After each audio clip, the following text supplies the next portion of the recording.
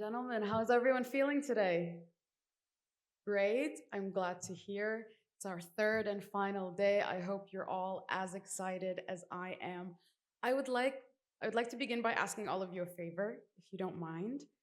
Everyone sitting at the back, can I ask you to come to the front? I want to see your beautiful faces.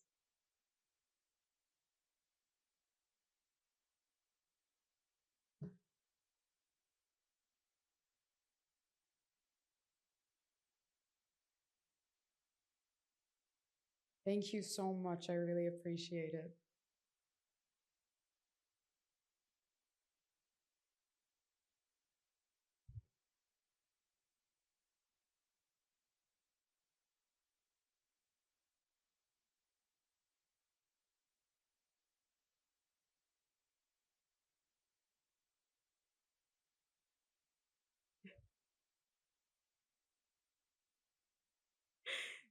Thank you so much, everyone.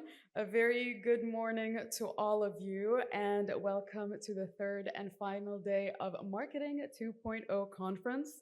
My name is Noura Siddiq, and it has been a pleasure to be your host for the last 2 days. And I was really gonna miss all of you. I truly will. So, I would like to give a heartfelt welcome to everyone, and I would also like to thank our bronze sponsor, Accelera, for their support. So, over the past few days, we've learned a lot, and now we're really going to link it all together and really make sure that all the information that we have, how to apply it correctly. So, we have our first session titled as Walking the Tightrope, Balancing Innovation and Brand Heritage for Competitive Advantage. Everyone, please put your hands together in a huge round of applause to our moderator, Dr. Gregory Mournier, the CEO of Axon and Partners. Joining him, please allow me to welcome Doctor, please allow me to welcome Zuhair Zuhaid, the Managing Director of Sigil Plus Gale. Joining them, we have El Khaja Nizamuddin, the Vice President and Operational Excellence and CIP of RSA Global Misan Logistics. Last but finally not least, Dr. Dong Heng, Founder and Managing Director of Mirandi Global Consulting. Everyone, I leave it all to you, and I hope you enjoy this session. Okay, thank you so much to be with us today. We're going to speak about this strange balance between the brand heritage and innovation. Let me, before we start, let me introduce my new friend. So maybe I just let you tell us who you are. Dawn, please. Sure. Hi. Hi, everyone. Good morning. I'm Don Hing, founder of Merandi Global Consulting and Greatwell Global Consulting. So for us, right, our core expertise is management and strategy consulting. So for Merandi Global Consulting, we dealt with go-to-market strategies as well as digital transformation and investment advisory. So for Greatwell Global Consulting, we focuses more on healthcare and global wellness industry, and as well as So for both, we focus on the same consulting line of work. Yeah. Thank you. Very good morning to everybody. This is Nizam. I come back the experience of 3 decades in operations, and I am in operations, finance, as well as audits. So here I am, and on to talk on the topic of the thin line between innovation and heritage. How is it going to balance? And here we are. Thank you. Good morning, all. My name is Zuhair Zuwaihid. I'm the Managing Director for Siegel and Gale in the Middle East. A quick intro about Siegel and Gale. We're a global strategic branding and experience design firm. We've been around for, I think, 53 years now. And we've been founded on this philosophy of simplicity. So if you visit our website, you'll see the term simple is smart. So that's kind of our operating philosophy. And we've been based on that philosophy by our founders because we think there's lots of complexity in the world of branding and the world of business. And we come in to support brands, remove that complexity, and define what they stand for. Um, and as our CEO would like to say, um, simple is smart because we're all going to die. So life is too short, and therefore, living it simply is a big plus, and that's what we try to do. Great, thank you. Um, I need to present myself also.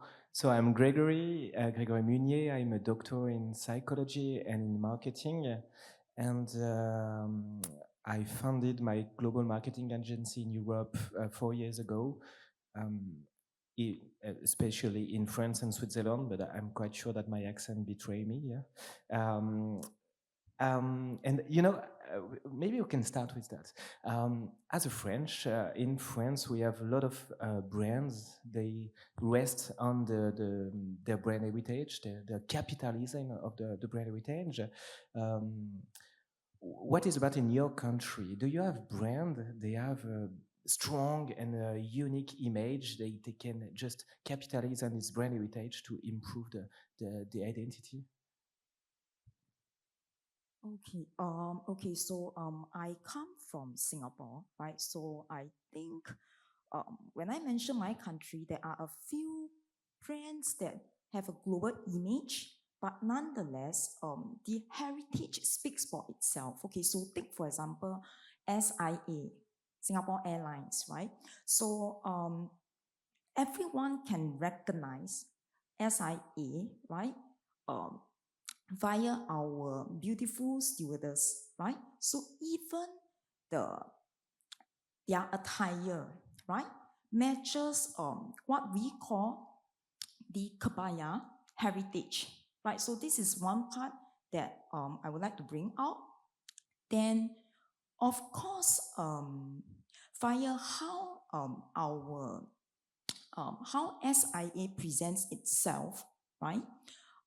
It also emphasize a lot on our heritage to advocate our own homegrown brands in terms of even in the meals that they are presenting the to the clients and the consumers that they are serving. So this is how they work with the Singapore Tourism Board to bring out even many other heritages of those homegrown brands. Okay. Uh, when we talk about brands, uh, I would like to bring up first, before getting into brands, I would like to bring up on our own self as a human. Uh, why do we need brands when, as humans, we come up, when we are brought up with our families? Each of our families has a value that has been built into us by our families as heritage. And when we bring up our children's, so there is a difference. We accommodate the same heritage, same values, same principles, but at the same time, we evolve with the changing times, and we give them uh, that education that has been upgraded. Now, for instance, I would like to give you an example. How many of you in this room would say that you had to take permissions from your parents to put your children into a certain education center or a school?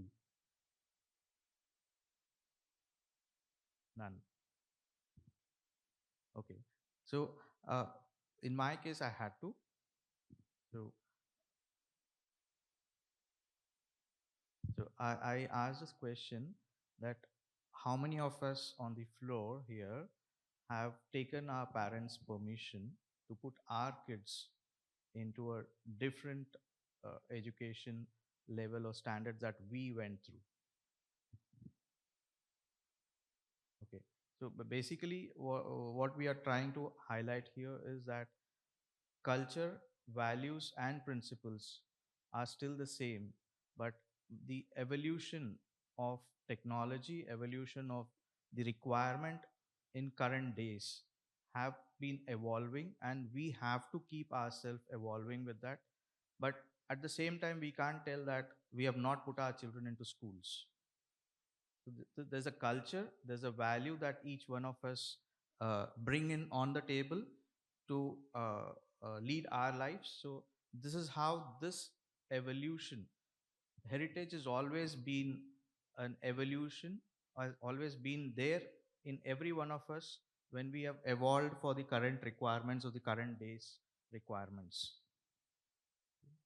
Yeah, thanks, Nizam. I think that there's a good analogy between personal growth and businesses and brand growth. So I think just building on that point in terms of we grow with heritage, right? So our parents are raised a certain way by their own parents, and then they raise us a certain way, and then we continue that journey with our own children. And there's heritage there that is continuous, but we evolve and develop in different ways with a different time. So there's always that connecting thread of maintaining where we come from and looking at where we are going to. I think businesses and brands kind of follow the same kind of route. And back to your question, Gregory, in terms of examples of brands that have gone through that process. Singapore Airlines is a good example. There is heritage there, but again, if you wanted to define where does that heritage lie in, it is in the art of service and hospitality that they provide to their customers, and that's what heritage for them means. I think that's what is important in terms of brands, is to understand what that heritage and history represents and how it propels them forward. And a couple of examples, a couple of our clients at Siegel and Gale. I'll speak of a global one and then a more regional, local one. So if you look at big technology giants, the likes of HP, for example, we were responsible for their brand transformation a few years ago and then worked continuously after that with them. But back then, when I think in 2011 or 12, when we started working with them, their biggest challenge was a drainage of talents. And the research showed that 70% of HP employees didn't want to work at HP, and they wanted to work at one place, and that place was IBM. And the reason being is IBM, knew what it stood for. It had a very clear purpose. It's about a smarter world, and so they had a very defined proposition. Well, HP lost its way along the way. So, and then when we looked at the brand, we went back to their heritage and history and story, back to the days of Mr. Packard and Mr. Hewlett in their own garage, tinkering with technology and making it matter for people.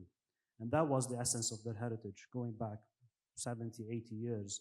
And the proposition for HP that we developed was making technology matter for people. And that was the difference between HP and IBM. So IBM can speak about the world, HP can have the people that are on the world.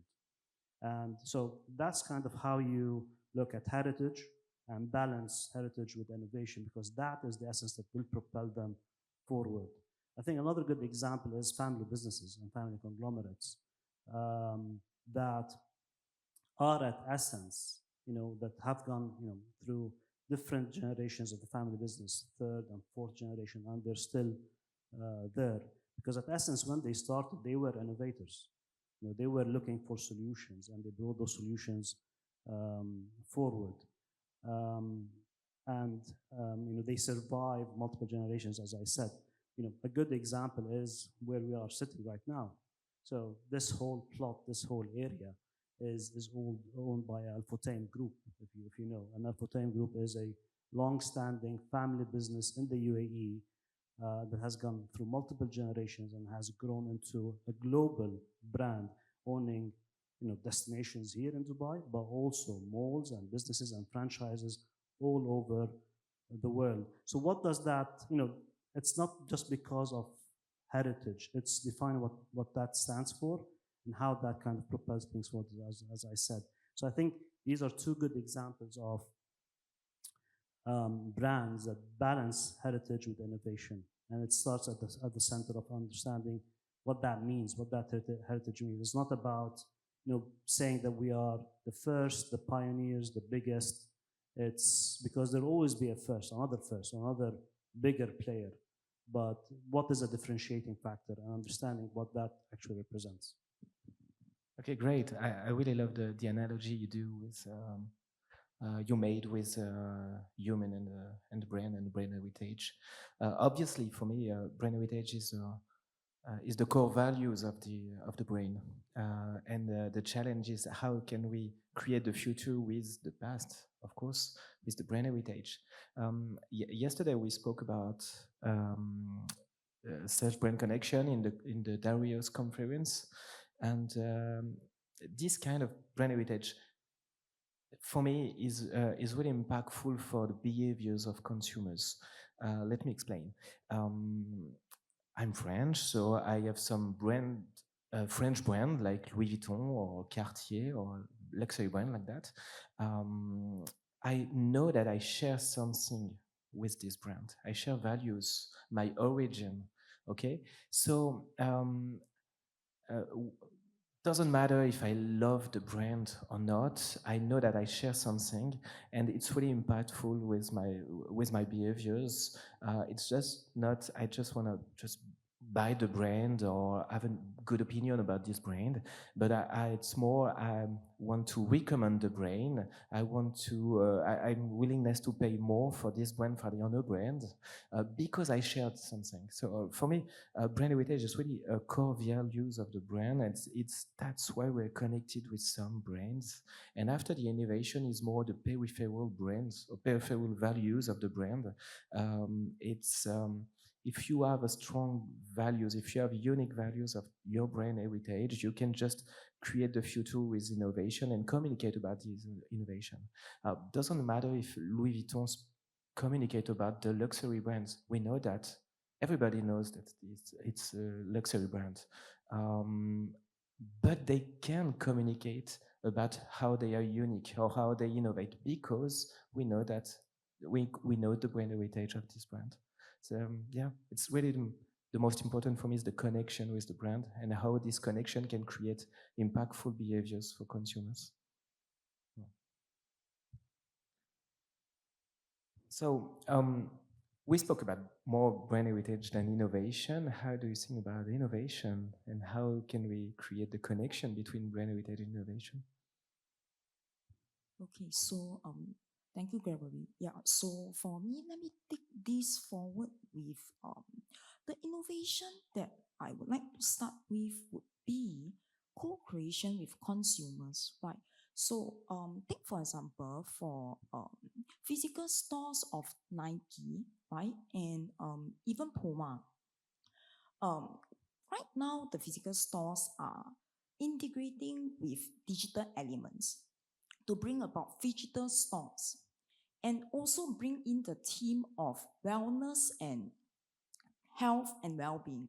So that is how originally, right, when sports brands sell their products, right, they love to tie it with the, the sportsmanship and being a champion, being a winner.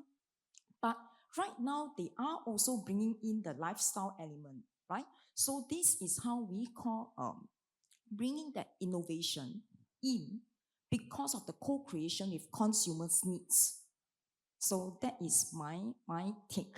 Yeah, thanks a lot. Right? How about Nizam? Yeah. Don, to add to your point, I would say when we talk about food industry across the globe, there are some brands where uh, food is something which each individual, when we cross borders, uh, ex, uh, look for food that we actually inherit, have been eating or have been following over a period of time.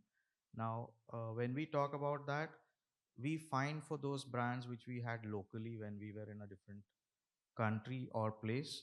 Now, these brands have also gone cross borders as an opportunity, doing their research and purpose of being there.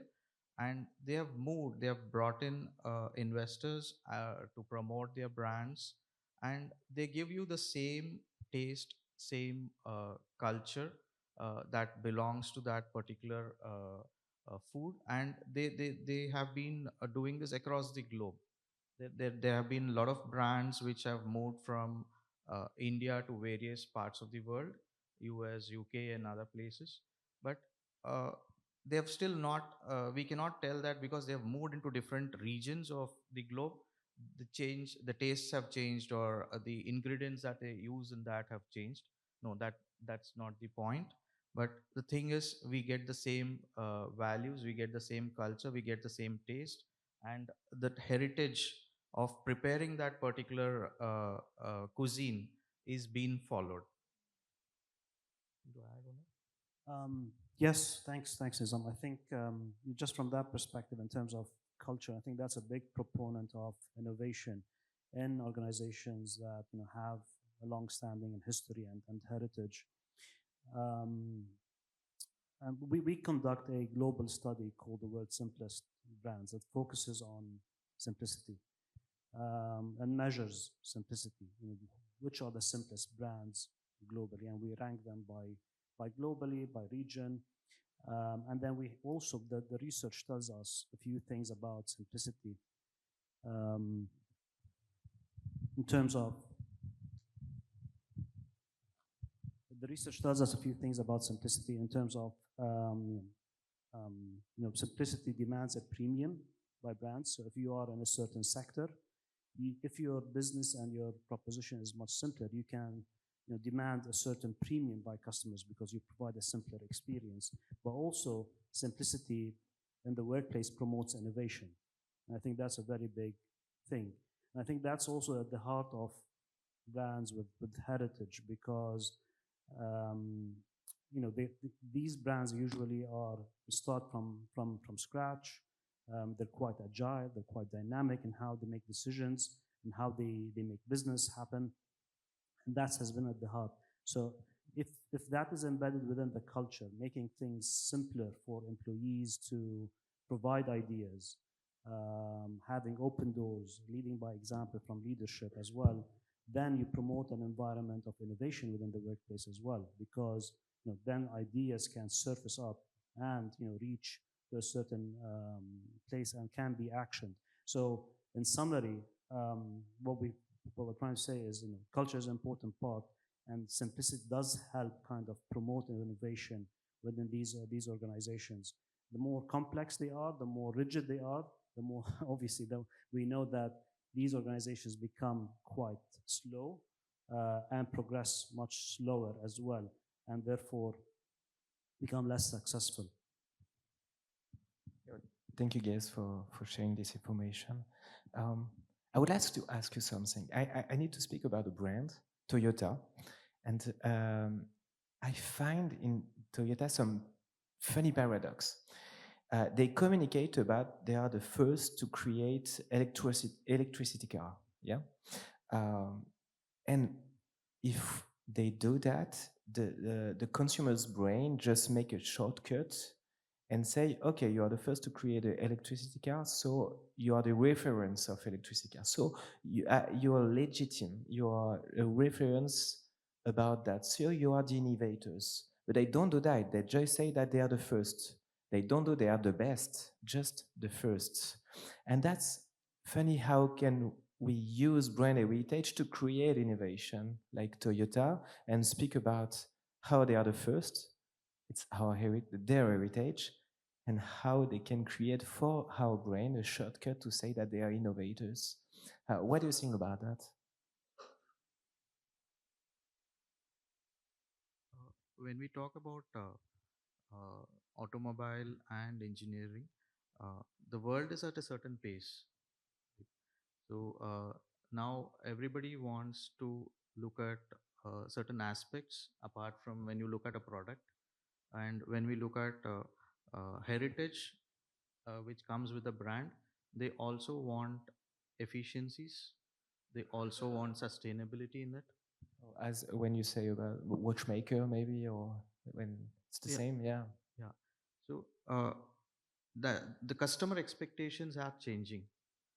So when we look at brands, the customer is also looking at brands not only with the comfort, but today they are looking at much more than comfort.